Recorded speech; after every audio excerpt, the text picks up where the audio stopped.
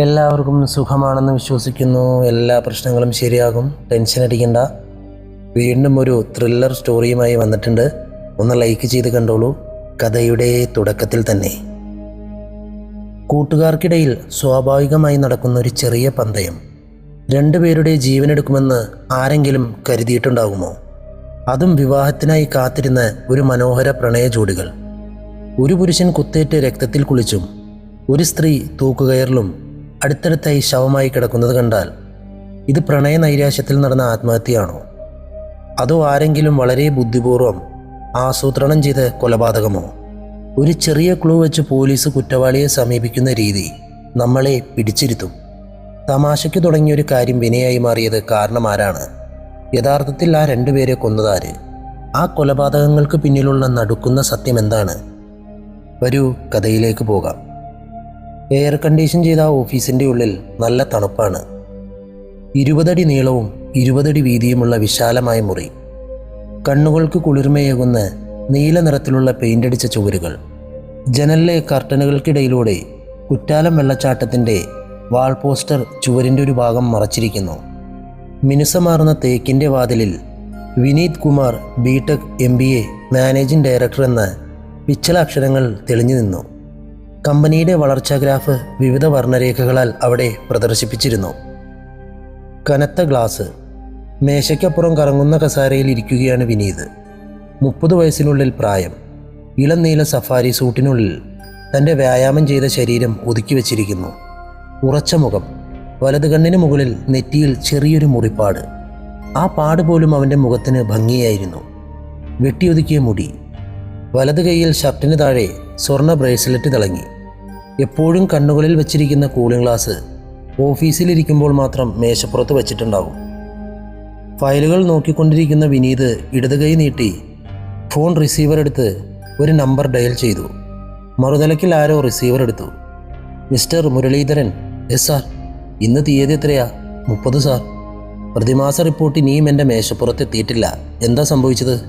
തയ്യാറായിക്കൊണ്ടിരിക്കുകയാണ് sir. എന്ത് തയ്യാറായിക്കൊണ്ടിരിക്കുന്നോ? ഒരു മാസത്തിന് 30 ദിവസമാണോ അതോ 40 ദിവസമാണോ? ഇന്നലെ വൈകുന്നേരം എൻ്റെ മേശപ്പുറത്ത് റിപ്പോർട്ട് വരേണ്ടതായിരുന്നു. ഈ നിമിഷം വരെ വന്നിട്ടില്ല. കസ്റ്റമർ സർവീസിൽ ഫയൽ 2 ദിവസമായി ചോദിക്കുന്നു, അതും വന്നില്ല. നിങ്ങളിവിടെ എന്ത് പണിയാണ് എടുക്കുന്നത്? ഈ ഓഫീസിൽ ജോലി നടക്കുന്നുണ്ടോ ഇല്ലയോ എന്ന് എനിക്ക് സംശയമുണ്ട്. വിനീത് ദേഷ്യത്തിൽ പൊട്ടിത്തെറിച്ചപ്പോൾ മാനേജർ മുരളീധരൻ താഴ്ന്ന സ്വരത്തിൽ പറഞ്ഞു, ക്ഷമിക്കണം സാർ, എങ്ങനെയോ വൈകിപ്പോയി. 10 മിനിറ്റ് കൊണ്ട് നിങ്ങൾ ചോദിച്ച റിപ്പോർട്ട് എത്തിക്കാം. ആദ്യം അത് ചെയ്യൂ. റിസീവർ പൊട്ടിപ്പോകുന്ന രീതിയിൽ താഴെ വെച്ചുകൊണ്ട് മുരളീധരൻ ഒരു ദീർഘനിശ്വാസം വിട്ടു. തൊട്ടടുത്ത മേശയിലിരുന്ന് ലീലാവതി പതുക്കെ ചിരിച്ചു. എന്താ സാർ, MD നല്ല ചൂടിലാണോ? അതെ, റിപ്പോർട്ട് ഇനിയും എത്തിയില്ലെന്ന് പറഞ്ഞ് എന്നെ ശരിക്കും കാച്ചി. മുരളീധരൻ ബെല്ലടിച്ചപ്പോൾ പ്യൂൺ എത്തി നോക്കി. സാർ, ആ അക്കൗണ്ടൻറ്റിനോട് വരാൻ പറയൂ. അടുത്ത നിമിഷം അക്കൗണ്ടൻറ്റ് ഗോപാലസ്വാമി നെറ്റിയിൽ മായാത്ത ഭസ്മക്കുറിയും മൂക്കിന് താഴെ ചെറിയ മീശയുമായി മുരളീധരൻ്റെ മുന്നിൽ വന്നു നിന്നു. റിപ്പോർട്ട് MDയുടെ മേശപ്പുറത്ത് എന്താ ഇതുവരെ പോകാത്തത്? ഇന്നലെ തന്നെ പോകേണ്ടതായിരുന്നില്ലേ? അത് പിന്നെ ഇന്ന് മറന്നുപോയി. ആ വാക്കുകൾ എനിക്കിഷ്ടമല്ല. റിപ്പോർട്ട് എവിടെ? ഞാൻ റിപ്പോർട്ട് തയ്യാറാക്കി സാർ. പക്ഷേ ടൈപ്പിസ്റ്റ് കനകയാണ് ലേറ്റാക്കിയത്. എന്ത് ലേറ്റ്? അറിയില്ല സാർ. ആ കനകയെ വിളിക്കൂ. അടുത്ത നിമിഷം കനക വന്നു നിന്നു. കനകയുടെ വിവാഹം കഴിഞ്ഞിട്ട് അധികം കാലമായിരുന്നില്ല. രാത്രിയിൽ ഭർത്താവ് ഉറങ്ങാൻ സമ്മതിക്കാത്തതിൻ്റെ ക്ഷീണം അവളുടെ ചുവന്ന കണ്ണുകളിൽ വ്യക്തമായിരുന്നു.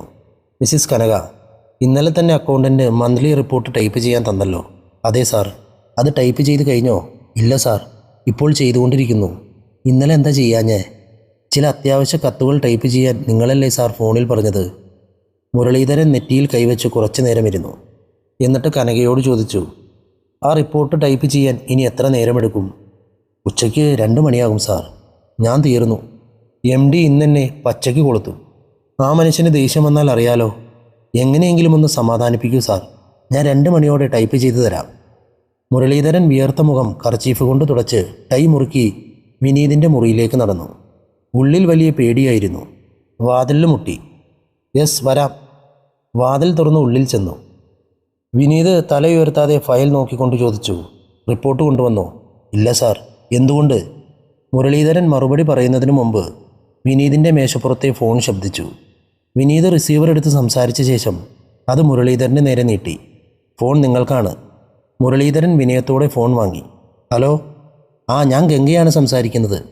ഗംഗ മുരളീധരൻ്റെ കാമുകിയാണ്. തോന്നിയ സമയത്ത് ഫോൺ ചെയ്ത് ശല്യപ്പെടുത്തുന്ന സ്വഭാവം.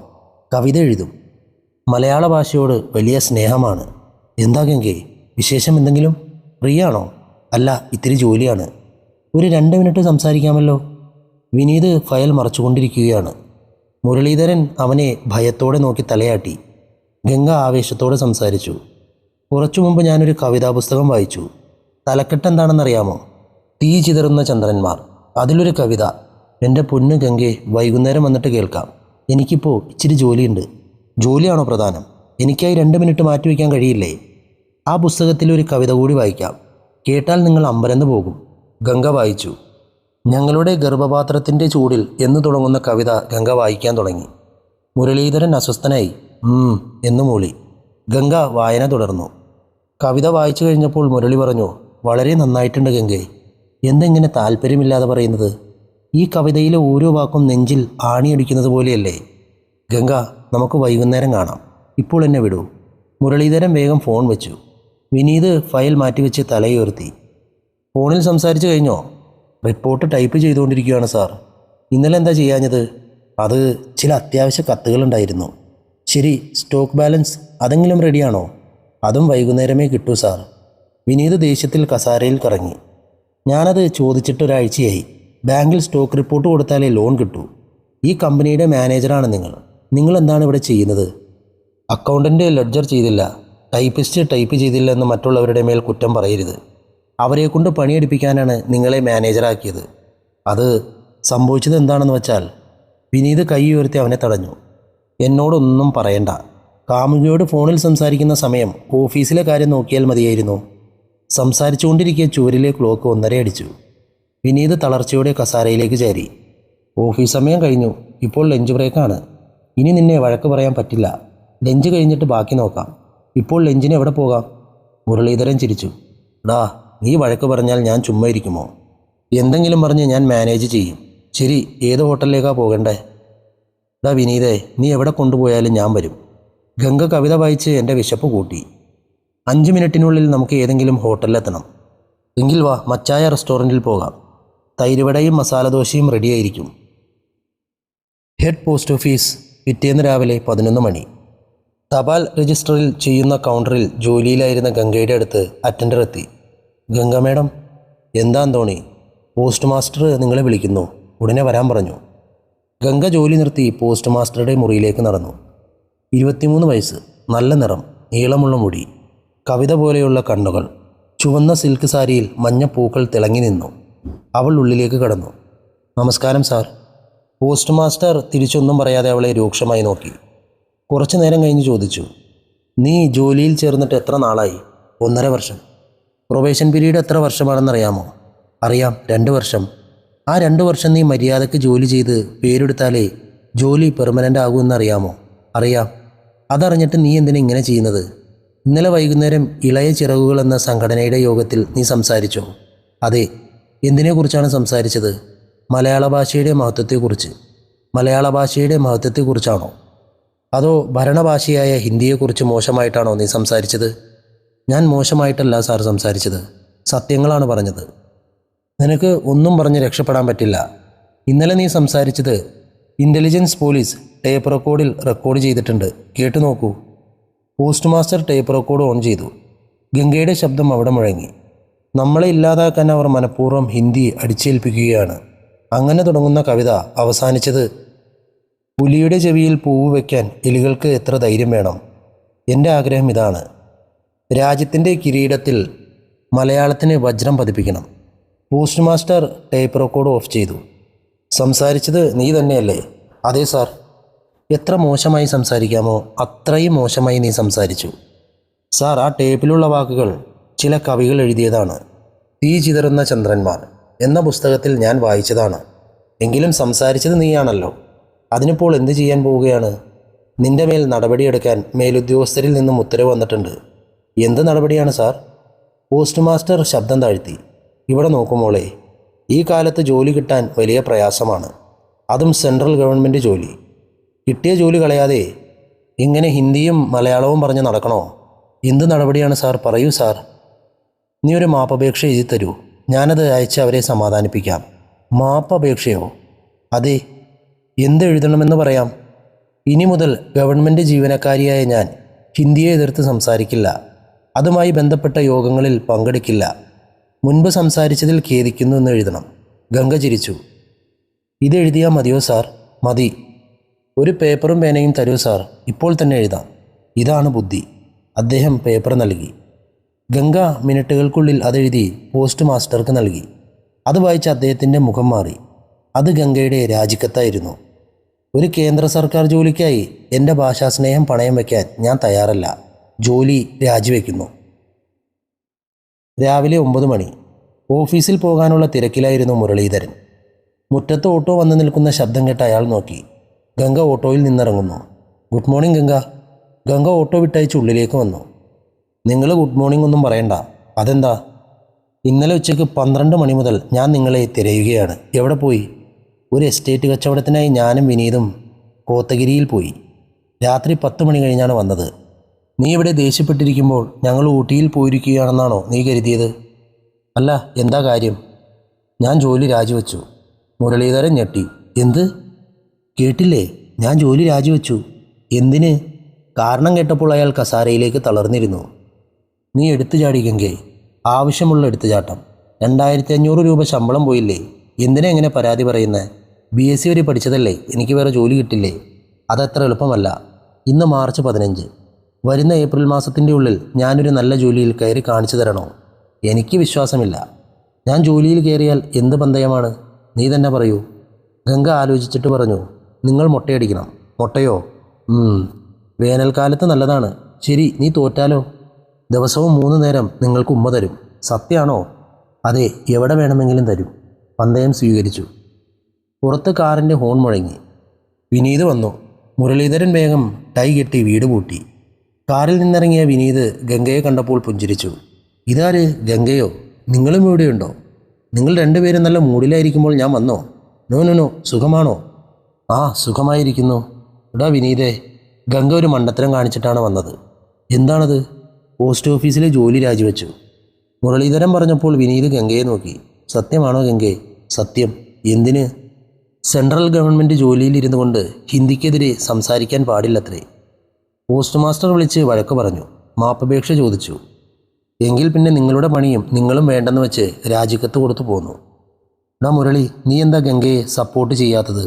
മിണ്ടാതിരി. ഇതുപോലെയുള്ള മണ്ടത്തരം ആര് കാണിക്കാനാ? ഗംഗ, എനിക്ക് അഭിമാനം തോന്നുന്നു. ഇതുപോലെയുള്ള മലയാള സ്നേഹം നാട്ടിലെല്ലാവർക്കും ഉണ്ടായിരുന്നെങ്കിൽ ഹിന്ദി എങ്ങനെ അകത്ത് വരും? മതി നിന്റെ അഭിനന്ദനം. ഓഫീസിൽ പോകണ്ടേ? ഓഡിറ്റേഴ്സ് കാത്തു നിൽക്കുന്നുണ്ടാവും. വിനീത് ഗംഗയെ നോക്കി. നിങ്ങൾ എവിടെ വിടണം ഗംഗ? ഞാൻ ഹോസ്റ്റലിലേക്ക് പോവുകയാണ്. നിങ്ങൾ പോയിക്കോളൂ. ഹോസ്റ്റലിലേക്കല്ലേ?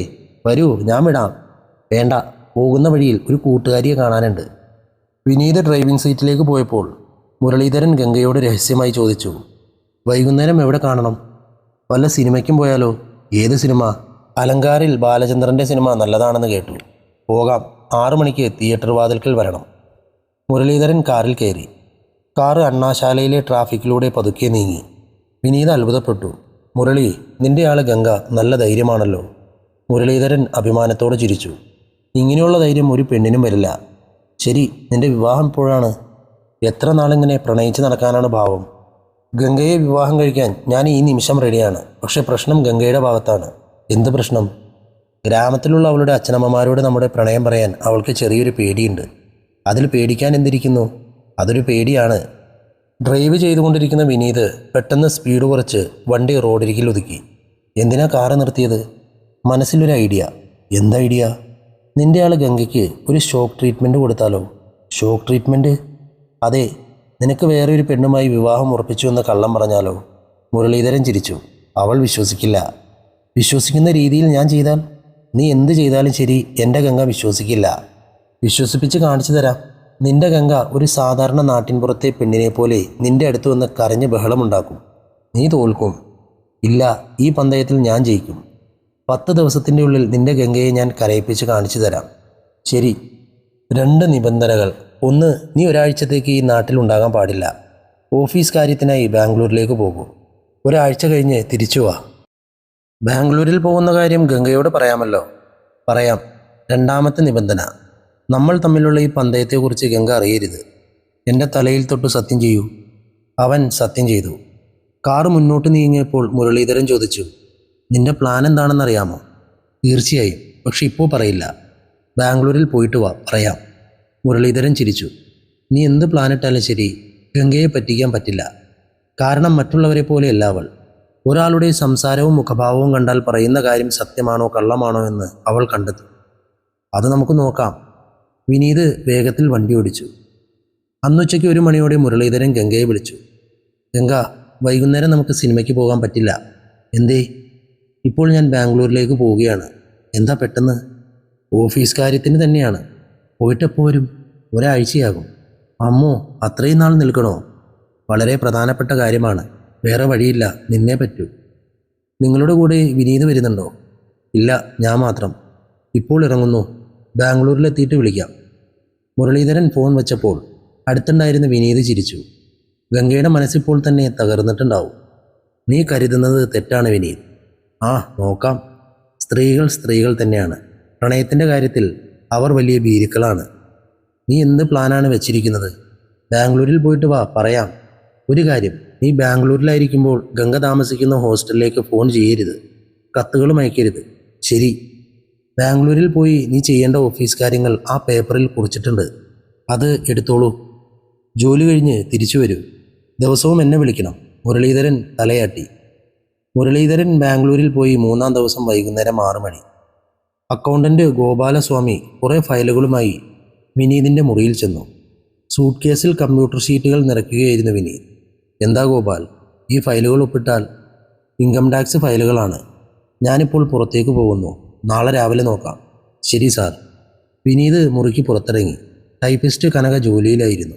ഭൂരിഭാഗം ജോലിക്കാരും പോയിരുന്നു. വിനീത് ലിഫ്റ്റിൽ താഴെ ഇറങ്ങി കാറിൻ്റെ അടുത്തെത്തിയപ്പോൾ ഗംഗ ഗേറ്റിലൂടെ അകത്തേക്ക് വരുന്നത് കണ്ടു.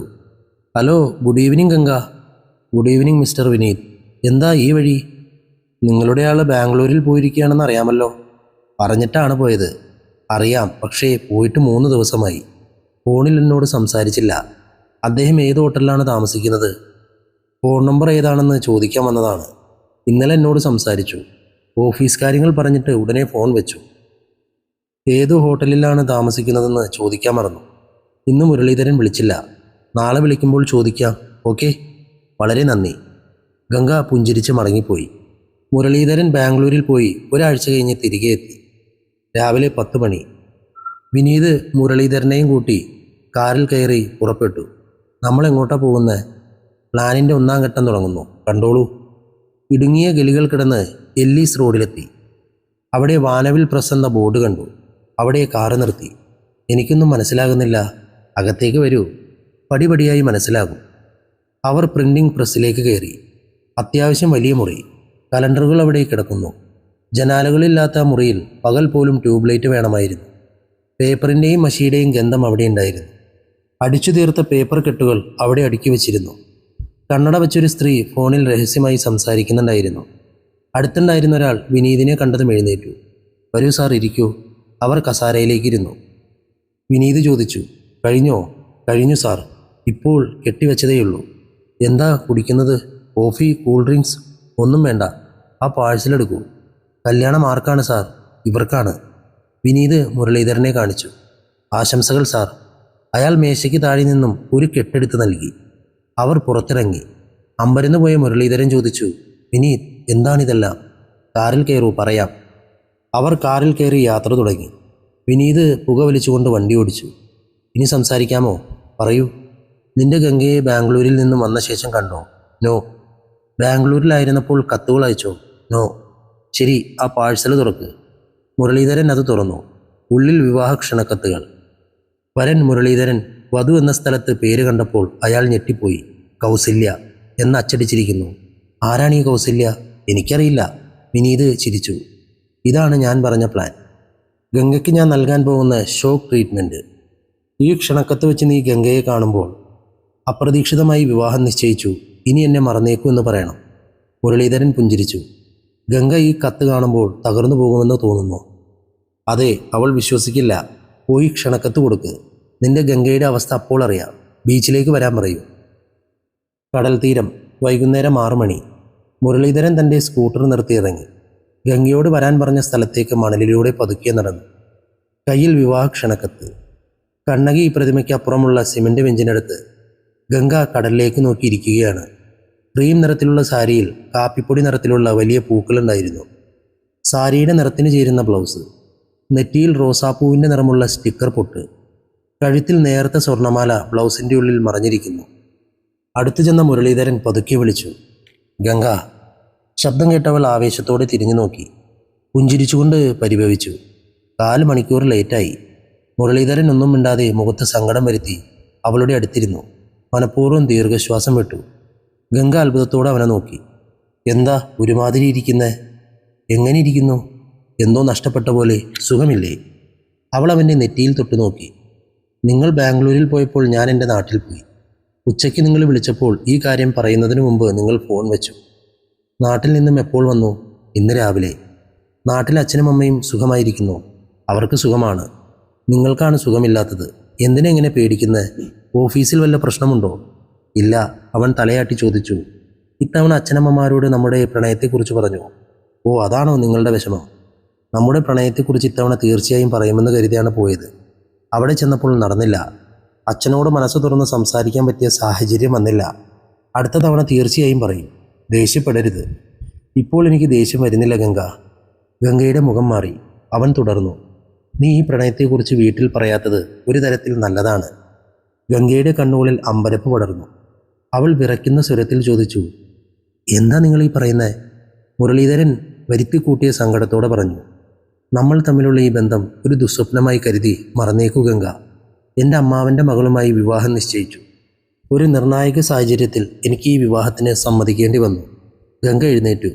എന്ത്? അമ്മാവൻ്റെ മകളോ? അതെ. ഗംഗയുടെ അമ്പരപ്പ് ആസ്വദിച്ചുകൊണ്ട് മുരളീധരൻ തലയാട്ടി. എനിക്ക് വിശ്വസിക്കാൻ കഴിയുന്നില്ല മുരളീധര. അവൻ ആ ക്ഷണക്കത്ത് അവളുടെ നേരെ നീട്ടി. എന്നോട് ക്ഷമിക്കൂ, വിവാഹത്തിന് വരണം. ഗംഗ ആ ക്ഷണക്കത്ത് തുറന്നു നോക്കി. മുരളീധരനെ രൂക്ഷമായി നോക്കി. വിശ്വസിക്കാൻ പ്രയാസമുണ്ട്. വിശ്വസിച്ചേ പറ്റൂ ഗംഗ. അവൻ അവളുടെ മുഖത്തേക്ക് നോക്കി. അവളുടെ മുഖത്ത് എപ്പോൾ വേണമെങ്കിലും കരച്ചിലോ ദേഷ്യമോ പൊട്ടിത്തെറിയോ ഉണ്ടാകുമെന്ന് അയാൾ കരുതി. അവൾ തന്നെ വഴക്കു പറയുമെന്ന് അയാൾ പ്രതീക്ഷിച്ചു. എന്നാൽ ഗംഗ ശാന്തമായി എഴുന്നേറ്റു. ഭാവഭേദമില്ലാത്ത മുഖത്തോടെ, എൻ്റെ ആശംസകൾ എന്ന 2 വാക്കുകൾ മാത്രം പറഞ്ഞ് അവൾ വേഗത്തിൽ നടന്നുപോയി. ഇരുട്ട് പടർന്നു തുടങ്ങിയിരിക്കുന്നു. മിൽട്ടൺ ടെന്നീസ് ക്ലബ്ബിൽ വിയർത്തു കുളിച്ച് ടെന്നീസ് കളി കളിച്ചു കഴിഞ്ഞിരിക്കുകയായിരുന്നു വിനീത്. ഷർട്ട് വിയർപ്പിൽ നനഞ്ഞു കുതിർന്നിരുന്നു. കർച്ചീഫ് കൊണ്ട് മുഖം തുടച്ച് കസാരയിലേക്കിരിക്കുമ്പോൾ മുരളീധരൻ വന്നു. വിനീതിൻ്റെ മുഖത്ത് ചിരി വിരിഞ്ഞു. ഗംഗയെ കണ്ടോ? കണ്ടു. ക്ഷണക്കത്ത് കൊടുത്തോ? കൊടുത്തു. നീ പറഞ്ഞതുപോലെ സങ്കടം അഭിനയിച്ചു. അവളുടെ റിയാക്ഷൻ എങ്ങനെയായിരുന്നു?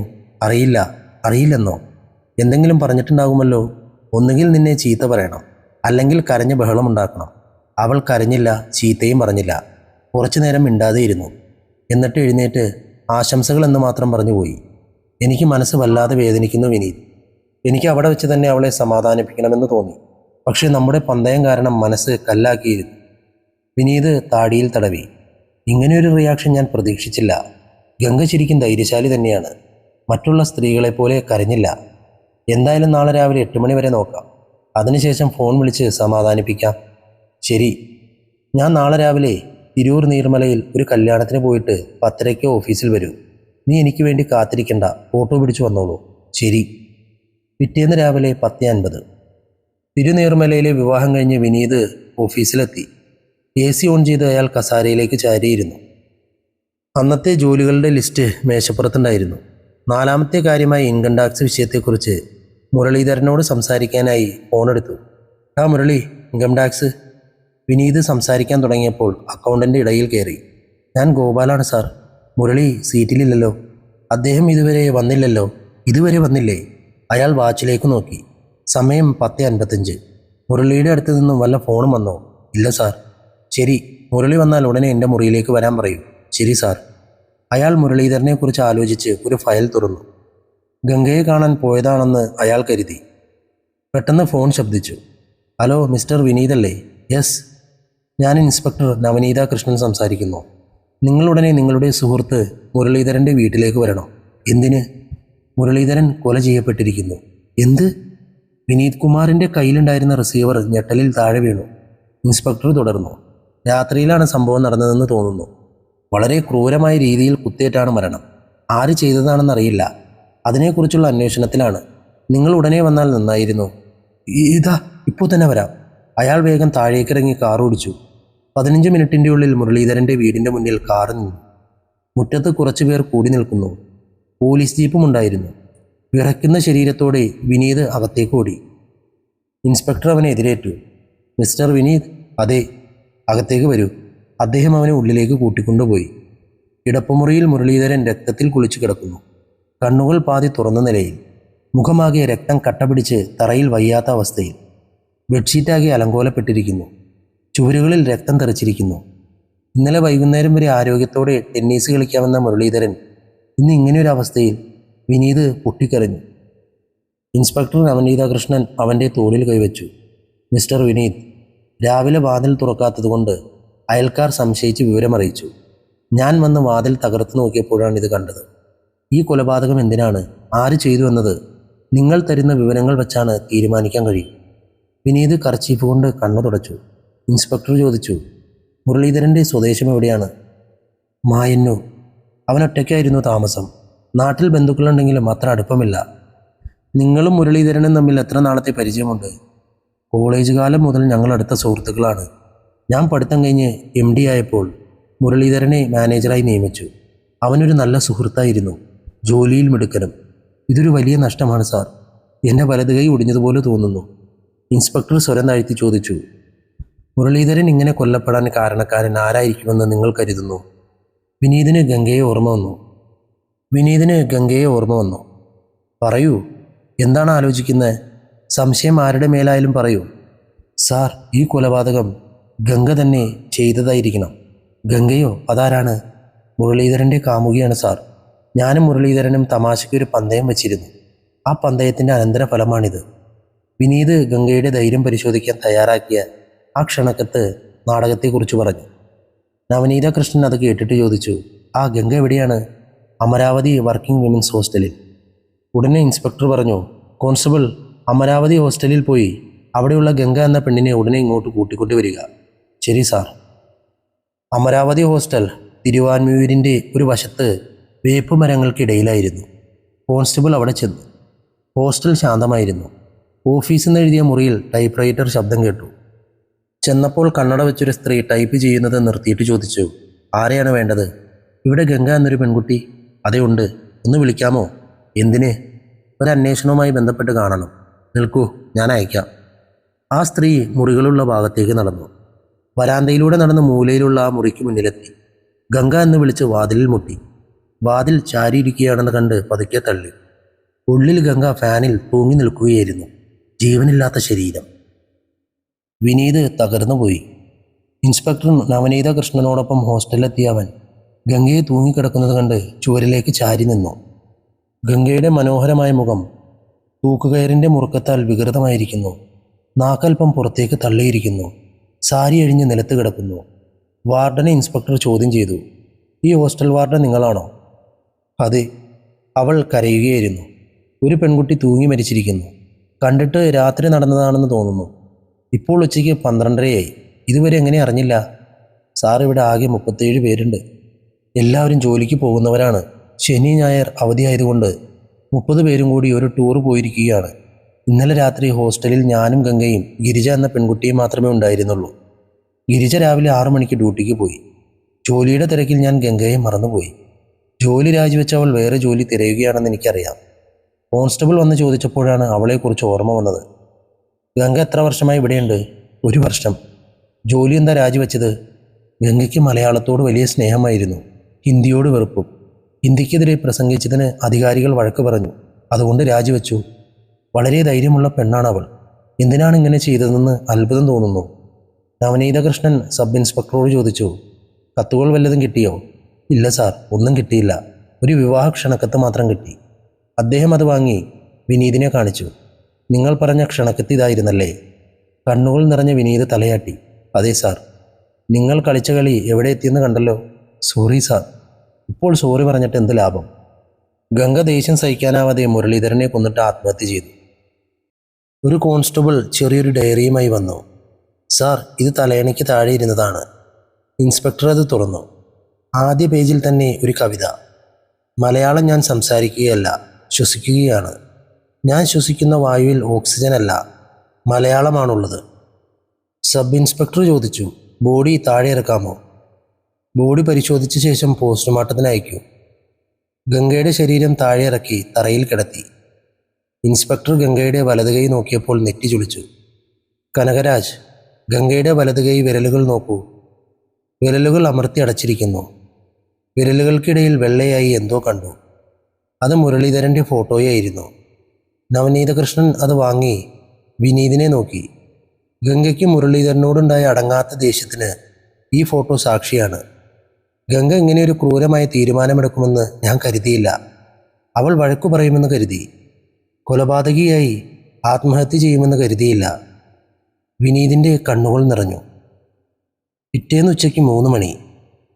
വിനീത് ഓഫീസിലെ കസാരയിൽ കണ്ണടച്ചിരിക്കുകയായിരുന്നു. മുരളീധരൻ്റെ ഓർമ്മകൾ അവനെ ഉറങ്ങാൻ സമ്മതിച്ചില്ല. വാതിൽക്കൽ മുട്ടുകേട്ടു. ടൈപ്പിസ്റ്റ് കനകയായിരുന്നു അത്.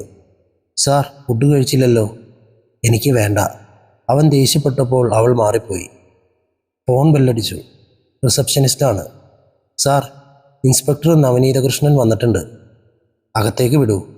അദ്ദേഹം അകത്തേക്ക് വന്നു. ഇരിക്കൂ ഇൻസ്പെക്ടർ. തമാശയ്ക്ക് എന്തോ ചെയ്യാൻ പോയി 2 പേരുടെ മരണത്തിന് കാരണക്കാരനായി. എൻ്റെ മേൽ നടപടിയെടുക്കുമോ? നവനീതകൃഷ്ണൻ പുഞ്ചിരിച്ചു. ഇന്നലെ ആ ചിന്തയുണ്ടായിരുന്നു, ഇപ്പോൾ ഇല്ല. ഗംഗ ആത്മഹത്യ ചെയ്തതല്ല, അവൾ കൊല്ലപ്പെട്ടതാണ്. കൊല്ലപ്പെട്ടതോ? അതെ. പോസ്റ്റ്മോർട്ടം റിപ്പോർട്ട് പ്രകാരം അവളെ മയക്കിക്കിടത്തി കെട്ടിത്തൂക്കിയതാണ്. മുരളീധരനെ കൊന്നിട്ട് ഗംഗ ആത്മഹത്യ ചെയ്തതാണെന്ന നമ്മുടെ ചിന്ത തെറ്റാണ്. 2 പേരെയും മറ്റാരോ കൊന്നതാണ്. സത്യാവസ്ഥ പുറത്തു വരാൻ നിങ്ങളുടെ സഹകരണം വേണം വിനീത്. എൻ്റെ സഹകരണം എപ്പോഴും ഉണ്ടാകും സാർ. ഇൻസ്പെക്ടർ ചോദിച്ചു. ഇവരുടെ പ്രണയത്തിന് വീട്ടിൽ എതിർപ്പുണ്ടായിരുന്നു. മുരളീധരൻ്റെ ഭാഗത്ത് പ്രശ്നമില്ലായിരുന്നു. ഗംഗയുടെ വീട്ടിൽ ഇതറിയില്ലായിരുന്നു. വേറെ എവിടെയെങ്കിലും നിന്ന് എതിർപ്പുണ്ടോ? ഉണ്ടായിരുന്നെങ്കിൽ ഞാൻ അറിയുമായിരുന്നു. വിനീത്, നിങ്ങളൊരു രഹസ്യം സൂക്ഷിക്കണം.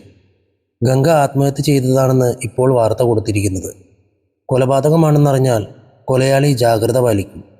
ഇപ്പോൾ ഇത് ഡോക്ടർക്കും എനിക്കും നിങ്ങൾക്കും സബ് ഇൻസ്പെക്ടർക്കും മാത്രമേ അറിയാവൂ. നിങ്ങൾ അവൻ്റെ അടുത്ത സുഹൃത്തായതുകൊണ്ടാണ് ഇത് പറയുന്നത്.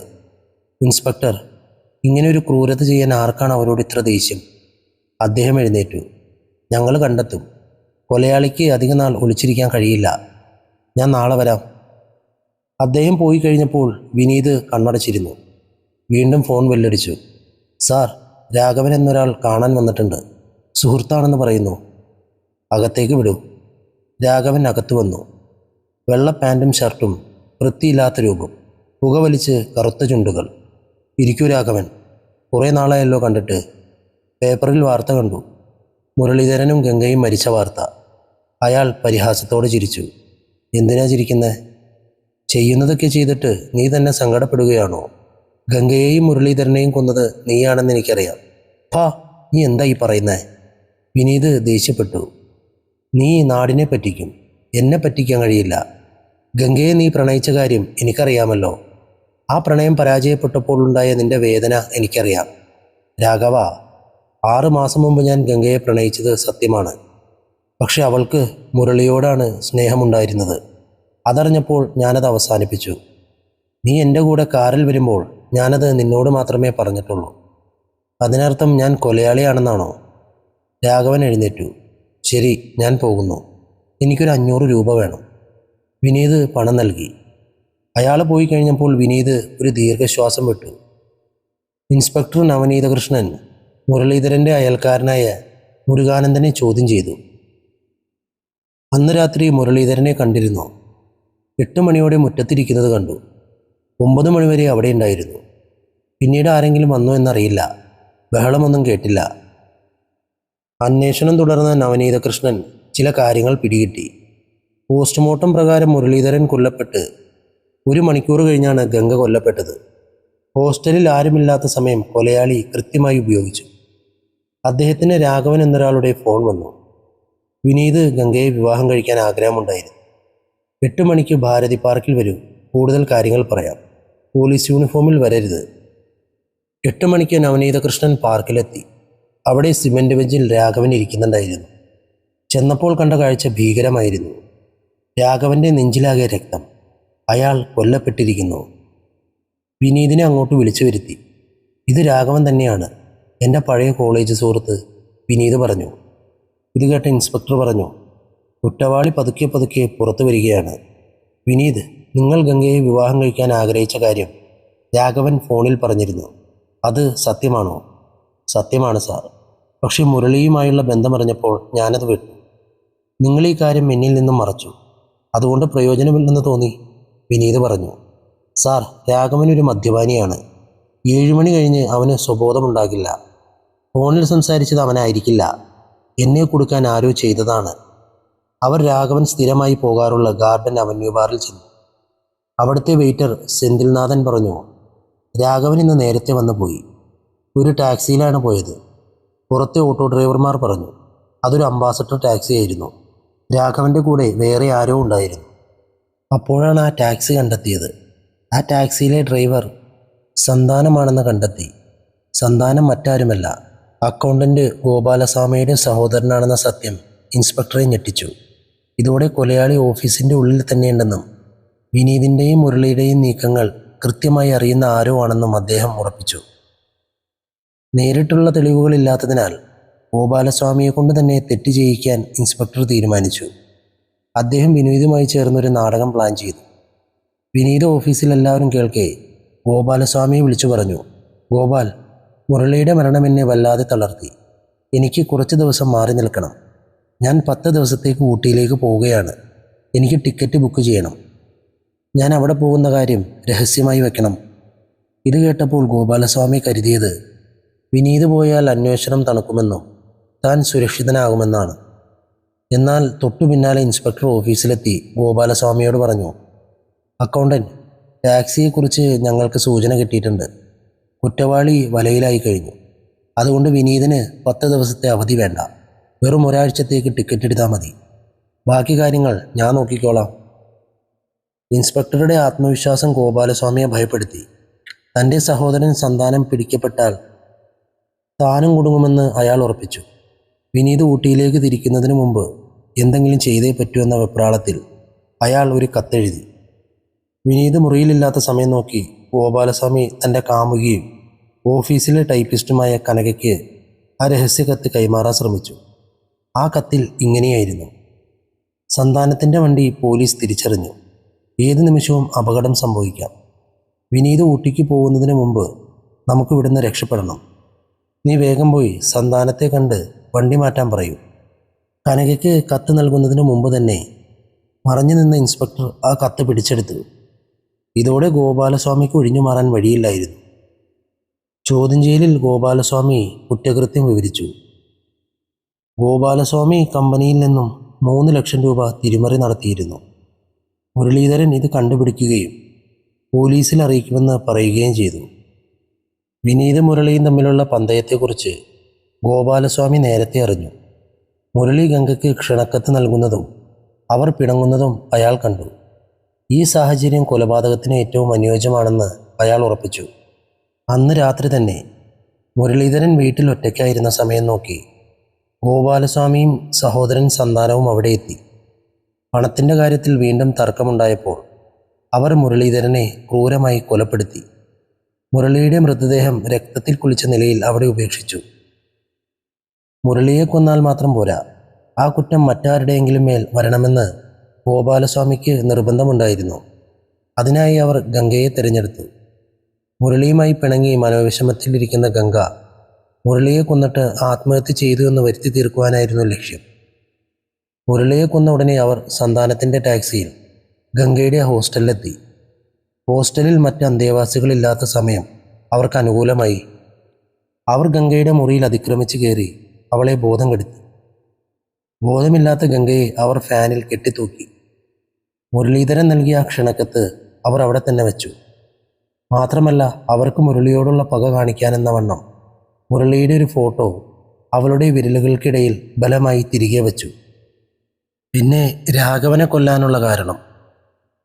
വിനീതിനെ ഭീഷണിപ്പെടുത്താൻ വന്ന രാഘവൻ അക്കൗണ്ടന്റ് ഗോപാലസ്വാമിയുടെ നീക്കങ്ങളിൽ സംശയം പ്രകടിപ്പിച്ചു. അതങ്ങനെ തന്നെ ഗോപാലസ്വാമിയോടും പറഞ്ഞു. നീ എനിക്ക് പൈസ തന്നില്ലെങ്കിൽ നീയാണ് കുറ്റക്കാരനെന്ന് ഞാൻ പോലീസിനോട് പറയും. അത് ഗോപാലസ്വാമിയെ ശരിക്കും പേടിപ്പിച്ചു. സത്യം പുറത്തു വരുമെന്ന് ഭയന്ന ഗോപാലസ്വാമി രാഘവനെ ഒരു ടാക്സിയിൽ പാർക്കിലേക്ക് വിളിച്ചു വരുത്തി അവിടെ വെച്ച് കൊലപ്പെടുത്തി. പോലീസ് കണ്ടെത്തിയ പൊരുത്തക്കേട് ഇതൊരു ആത്മഹത്യയാണെന്ന് ലോകം മുഴുവനും വിശ്വസിച്ചെങ്കിലും ഇൻസ്പെക്ടർ നവനീതകൃഷ്ണൻ ഒരു കാര്യം ശ്രദ്ധിച്ചു. ഗംഗയുടെ വിരലുകൾക്കിടയിൽ മുരളിയുടെ ഫോട്ടോ തിരികെ വെച്ചപ്പോൾ അവളുടെ വിരലുകളിൽ ചെറിയ ചതവുകളുണ്ടായിരുന്നു.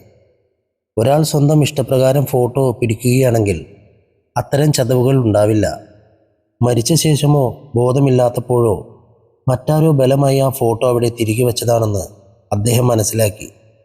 ചുരുക്കത്തിൽ മുരളീധരൻ്റെയും ഗംഗയുടെയും പ്രണയത്തെയും അവരുടെ ആ കൊച്ചു പന്തയത്തെയും ഗോപാലസ്വാമി തൻ്റെ ക്രൂരമായ കൊലപാതകങ്ങൾ മറച്ചുവെക്കാനുള്ള ആയുധമാക്കി മാറ്റി. ഒടുവിൽ ഗോപാലസ്വാമി, കനക, സന്താനം എന്നിവരെ പോലീസ് വിലങ്ങ് വെച്ച് കൊണ്ടുപോയി. കൊലയാളികളെ പോലീസ് കൊണ്ടുപോയി കഴിഞ്ഞപ്പോൾ ആ വലിയ ഓഫീസ് മുറിയിൽ വിനീത് തനിച്ചായി. എയർ കണ്ടീഷണറിൻ്റെ തണുപ്പ് അയാൾക്കിപ്പോൾ അസഹനീയമായി തോന്നി. ജനൽ കർട്ടനുകൾക്കിടയിലൂടെ കണ്ട കുറ്റാലം വെള്ളച്ചാട്ടത്തിൻ്റെ വാൾ പോസ്റ്റർ അയാളെ നോക്കി പരിഹസിക്കുന്നത് പോലെ തോന്നി. കസാരയിലേക്ക് തളർന്നിരുന്ന വിനീത് തൻ്റെ മുഖം കൈകളിൽ ഒളിപ്പിച്ചു. അയാളുടെ മനസ്സിൽ മുരളീധരൻ്റെ ചിരിക്കുന്ന മുഖം മാത്രമായിരുന്നു. കോളേജ് കാലം മുതൽ തണലായി കൂടെയുണ്ടായിരുന്ന സുഹൃത്ത് താൻ വെറുമൊരു തമാശയ്ക്കും പന്തയത്തിനുമായി ഉണ്ടാക്കിയ ആ വിവാഹ ക്ഷണക്കത്ത് മുരളിയുടെ മരണവാറൻ്റായി മാറുമെന്ന് അയാൾ സ്വപ്നത്തിൽ പോലും കരുതിയിരുന്നില്ല. അയാൾ സ്വയം കുറ്റപ്പെടുത്തി. ഞാൻ എന്തിനാണ് ആ പന്തയം വെച്ചത്? ഗംഗയുടെ ധൈര്യം അളക്കാൻ പോയത് എന്തിനാണ്? ഞാൻ ആ കത്ത് അച്ചടിക്കാൻ കൊടുത്തില്ലായിരുന്നുവെങ്കിൽ ആ രാത്രി മുരളി ഗംഗയെ കാണാൻ പോകില്ലായിരുന്നു. ഗോപാലസ്വാമിക്ക് ഇങ്ങനൊരു പ്ലാൻ ഉണ്ടാകാൻ ഞാൻ തന്നെ അവസരമുണ്ടാക്കി കൊടുത്തു. മേശപ്പുറത്തിരുന്നിരുന്ന മുരളിയുടെയും തൻ്റെയും ഒരു പഴയ ഫോട്ടോ വിനീത് കയ്യിലെടുത്തു. മുരളി കൊല്ലപ്പെട്ട അന്ന് രാത്രി താൻ ക്ലബ്ബിൽ ടെന്നീസ് കളിക്കുകയായിരുന്നു. തൻ്റെ സുഹൃത്ത് ജീവന് വേണ്ടി പിടയുമ്പോൾ താൻ ആഘോഷത്തിലായിരുന്നു എന്ന ചിന്ത അയാളെ വേട്ടയാടി. ഗംഗയുടെ അവസ്ഥയോർക്കുമ്പോൾ അയാളുടെ ഉള്ളിൽ തീ പടർന്നു. ഒരു കേന്ദ്ര സർക്കാർ ജോലി പോലും മലയാള ഭാഷയോടുള്ള സ്നേഹത്തിൻ്റെ പേരിൽ വേണ്ടെന്ന് വെച്ച് ആ ധീരയായ പെണ്ണിനെ തൻ്റെ ഒരു വിഡ്ഢിത്തം കാരണം ഒരു കൊലയാളിയായും ആത്മഹത്യ ചെയ്തവളായും ലോകം മുദ്രകുത്തി. വിനീത് വിറയ്ക്കുന്ന കൈകളോടെ ഗംഗയുടെ ആ കൈ അക്ഷരത്തിലുള്ള രാജിക്കത്തെടുത്തു നോക്കി. ഭാഷാസ്നേഹം പണയം വയ്ക്കാൻ തയ്യാറല്ല എന്ന് ഉറക്കെ പറഞ്ഞ അവൾ തൻ്റെ പ്രണയത്തിന് വേണ്ടി എത്രത്തോളം വേദനിച്ചിട്ടുണ്ടാകുമെന്ന് അയാൾ ഓർത്തു. വിനീത് പതുക്കെ എഴുന്നേറ്റു. അയാളുടെ കണ്ണുകളിൽ നിന്നും കണ്ണുനീർ തുള്ളികൾ ആ ഗ്ലാസ് മേശപ്പുറത്തേക്ക് വീണു. തൻ്റെ വിജയഗാഥകൾ രേഖപ്പെടുത്തിയ ഭിത്തിയിലെ ഗ്രാഫുകൾക്ക് ഇനി ഒരു വിലയുമില്ലെന്ന് അയാൾക്ക് തോന്നി. ഈ ബിസിനസ് സാമ്രാജ്യം കാറുകളും പണവുമൊന്നും തൻ്റെ പ്രിയ സുഹൃത്തിനെ തിരികെ നൽകില്ല. ഒരു ചെറിയ തമാശ 3 ജീവനുകൾ എടുത്തുകൊണ്ട് കടന്നുപോയി. വിനീത് തൻ്റെ കണ്ണട എടുത്ത് കണ്ണുകൾ തുടച്ചു. ഇനി മുതൽ തൻ്റെ ജീവിതം മുരളിയുടെയും ഗംഗയുടെയും ഓർമ്മകൾക്കായി മാറ്റിവെക്കുമെന്ന് അയാൾ ഉറപ്പിച്ചു. പന്തയങ്ങൾ ജയിക്കാൻ മാത്രമുള്ളതല്ലെന്നും ചില പന്തയങ്ങൾ തോൽക്കുന്നതാണ് ജീവിതത്തിന് നല്ലതെന്നും വിനീത് ആ മുറിയിൽ വച്ച് തിരിച്ചറിഞ്ഞു. അങ്ങനെ ഈ കഥ അവസാനിച്ചിരിക്കുന്നു. എങ്ങനെയുണ്ട്? ഇഷ്ടപ്പെട്ടെന്ന് കരുതുന്നു. എന്തായാലും ഞാൻ ഇതുപോലെ പെട്ടെന്ന് കഥകളുമായി വരും. അതുകൊണ്ട് ലൈക്കും കമൻ്റെല്ലാം ചെയ്ത് സപ്പോർട്ട് ചെയ്ത് കൂടെ വേണം. Love you all. ബൈ.